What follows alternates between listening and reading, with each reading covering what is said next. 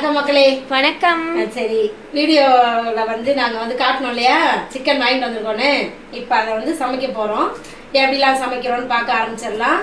அதுக்கு முன்னாடி நம்ம செல்லப்பிள்ளை சேனலுக்கு ஒரு லைக் போட்டுட்டு வீடியோ பாருங்கள், சப்ஸ்கிரைப் பண்ணிக்கிறோங்க. வாங்க வீடியோக்குள்ளே போகலாம். இப்போ மேரினேட் பண்ணி வச்சாச்சு சிக்கனை. இல்லைன்னா பெரிய பெரிய லெக் பீஸ் இல்லையா, அதனால் இப்போ இதெல்லாத்தையும் ஃப்ரை பண்ணி எடுத்துக்கலாம். முதல்ல ஃப்ரை பண்ணிவிட்டு அதுக்கப்புறம் என்ன பண்ணுறோன்னு பார்க்கலாம். தவா வச்சாச்சு, காஞ்சிக்கிட்டு இருக்குது. லைட்டாக அப்படியே எண்ணெய் ஒட்டாமல், இந்த சிக்கன் வந்து அதில் ஒட்டாமல் கண்ணில், அதுக்காக இந்த எண்ணெய்.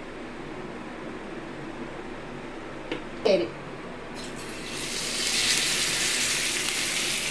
திருப்பி இப்படி வச்சுருவோம். எல்லாத்தையும் ஒரு 3 லெக் பீஸ் வைக்கிறேன் இப்போ. அம்மா இதை ஃப்ரை பண்ணி எடுக்கிறதே பெரிய வேலை தான்.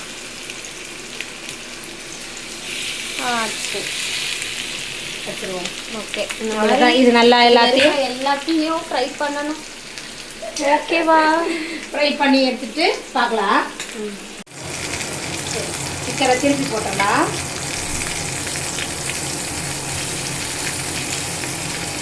எல்லாத்தையும் திருப்பிடலாம். சிக்கன் வந்து அரை வேக்காடு தான் வச்சுருக்கோம். நம்ம இப்போ சூப்பராக இந்த தோல் வந்து இப்படி ரஃப் ஆனோம்னா நம்ம எடுத்துடலாம். அவ்வளோதான். அடுத்தது வேறு வேலை பார்க்கலாம். எடுத்து வச்சுட்டு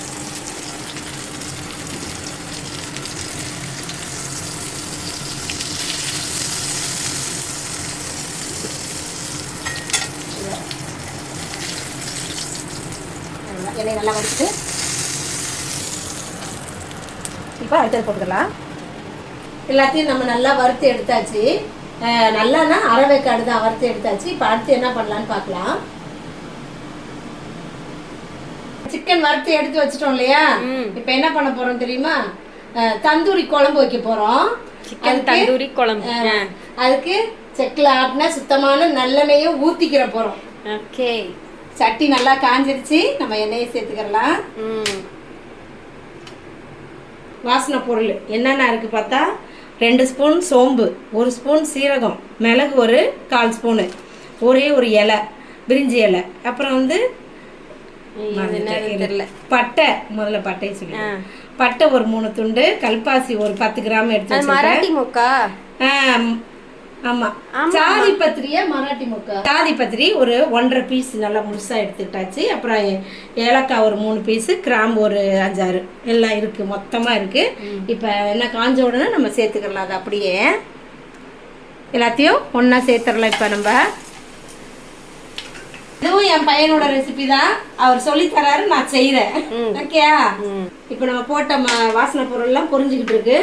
நம்ம வந்து வெங்காயம் ஒரு 1/4 கிலோ அளவுக்கு, இது வெங்காயம், அதை அப்படியே அதில் சேர்த்துடலாம். அவ்வளோதான். நல்லா இது இனிமேல் வெங்காயம் நல்லா வதங்கணும். இப்போ அரைச்சி வச்ச இஞ்சி பூண்டு விழுதை சேர்த்துடலாம். ஒரு பெரிய ஸ்பூனில் போட்டிருக்கேன். அப்படியே இது சேர்த்து நல்லா பச்சை வாசம் போகிற அளவுக்கு வதக்கி எடுத்துக்கலாம். தக்காளி ஒரு 4 தக்காளி பொடியாக நறுக்கி வச்சுருக்கோம், அதையும் சேர்த்து வதக்கிடலாம். நல்லா கொலைய வதக்கி எடுத்துக்கலாம்.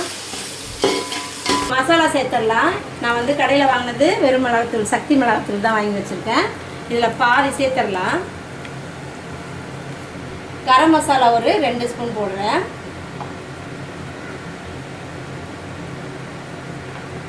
கொஞ்சம் மஞ்சத்தூள் சேர்த்துடலாம்.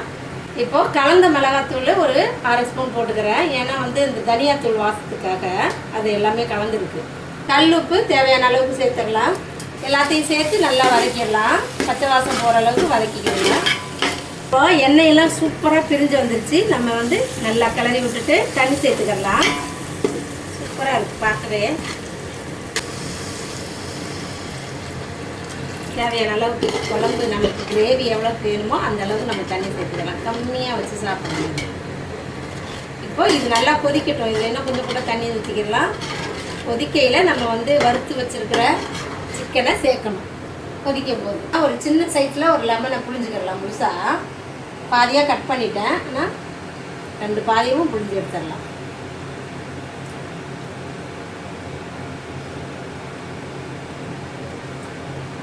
இப்போ மசாலா எல்லாம் நல்லா சேர்த்து தண்ணியோட முடிச்சு வச்சாச்சு. நம்ம வந்து சிக்கனை உள்ளே இறக்கிடலாம். ஒன்றுன்னா அப்படியே உள்ளே விடணும்னா அப்படியே போட்டுடணும்.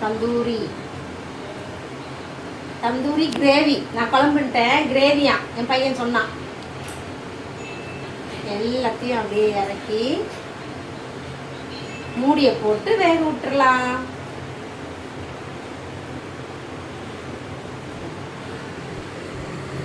இப்போ அப்படியே உள்ளே போகிற மாதிரி நல்லா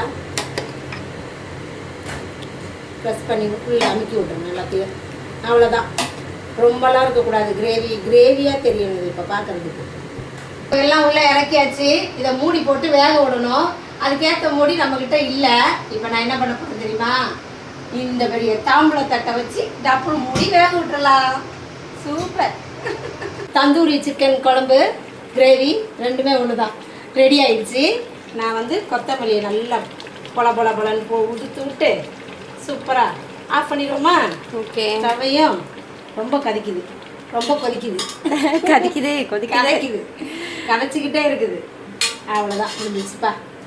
வாங்க இப்போ சாப்பிட போகலாம். என்ன ரைஸ் எப்படி தெரியுமா? சாப்பிடையில் பார்க்கலாம். சோறு வந்து பாசுமதி ரைஸ். இந்த குழம்புக்கு வந்து சூப்பராக இருக்கும் இந்த ரைஸில் சாப்பிட்டா. சிக்கனையும் சேர்த்து வச்சு ஒரு பீஸ், செஸ்ட் பீஸ். அப்புறம் இன்னும் ஏதாச்சும் லெக் பீஸ் ஒன்று. அப்புறம் ஒரு லெக் பீஸ். ஆமாம், கறி பீஸ்லாம் வெந்திருக்கான்னு பார்த்துருவோமா? லெக் பீஸில் வந்திருக்கு பாருப்பா. இன்னும் சூடாக இருக்கும், கொஞ்சம் ஆறிட்டு சாப்பிட்டுக்கலாம். என்ன சூடாக சாப்பிட்லன்னு கேட்டுறாங்க. சுட தான் இருக்குது, சாப்பிட்டுக்கிறோம்.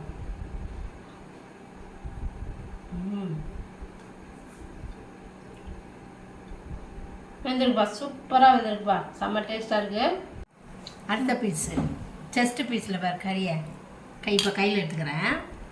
நமக்குலாம் அந்த கையில் சாப்பிட்டா தான் சாப்பிட்டா மாதிரி இருக்கும். ஆனால் சுட இருக்குப்பா, அதனால ஸ்பூனில் வச்சுருக்கேன்.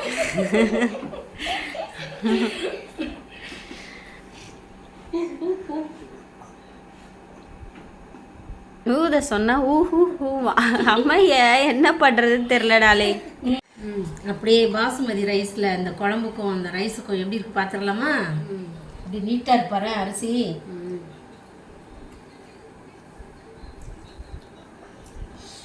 செம்ம டேஸ்ட்டாக இருப்பா.